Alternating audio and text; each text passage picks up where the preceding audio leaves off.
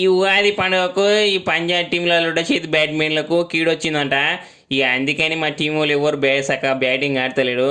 ఇక అందుకే పొద్దుగా లేచి ఇక ఆడుతాను పోయినాం. ఇక ఎస్ఆర్హెచ్ వాళ్ళు పంచాంగం చూపించుకుందాం, మేము ఇట్లా చూపించుకున్నాం. ఇక కానీ మాకు దోషం వచ్చింది. ఇక అయ్యగారు చెప్పారు ఇక నవగ్రహాల పూజ చేసి శనిదేవుని దండం పెట్టుకొని ఇక మ్యాచ్లు ఆడమన్నాడు. కానీ నేను నా చేతిలో చిల్లర పైసలు లేకుండే అందుకే ఒక టెంకాయ కొట్టి వచ్చిన. ఈ మ్యాచ్ అయినా కానీ ఓడిపోయాను. ఈ పక్క లేకుంటే గెలిచేటోళ్ళం టెంకాయ కొట్టకుండా పూజ చేసింటే. ఇక 2 రన్లతో అయితే ఓడిపోయినాం.